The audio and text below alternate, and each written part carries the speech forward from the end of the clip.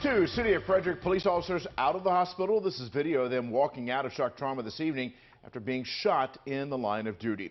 Welcome to WJZ News at 11, and to those of you who are streaming tonight, I'm Vic Carter. And I'm Rick Ritter. Now, this shooting certainly rocked the city of Frederick this afternoon before both officers were brought right here to Baltimore. And now investigators trying to figure out what happened here. WJZ is live. Annie Rose Ramos has been live outside shock trauma all day. She has the latest for us. Annie Rose? Rick and Vic, just before 1 p.m. in Frederick City, two police officers responded to reports of a suspicious man on foot with a gun. Now, this interaction brought all three of them here to shock trauma, each of them suffering a gunshot wound to their torso. But tonight, both of those police officers have been released from the hospital.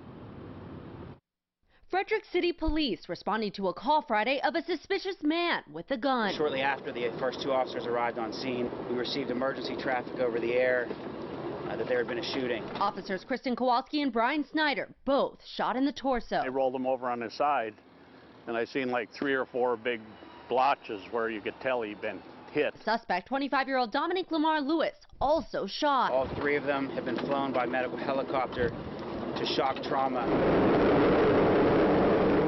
Admitted 2 Frederick County police officers. I'm hopeful that everything is going to be okay. But the suspect, Lewis, needed surgery. Friday's shooting also causing nearby schools to go on a temporary lockout. Frederick used to be a good town, nice little quiet town, sleepy town.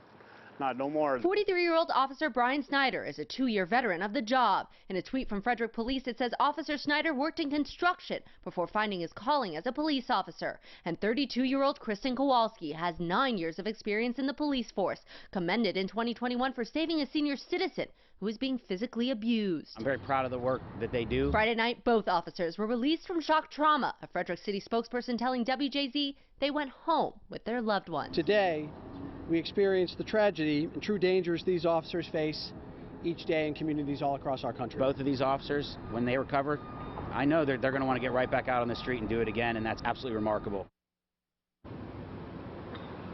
Now, Vic, still a lot of questions remain unanswered in terms of how this all played out, but this is an active and ongoing investigation that is now being led by the Maryland State Police and the Office of the Attorney General.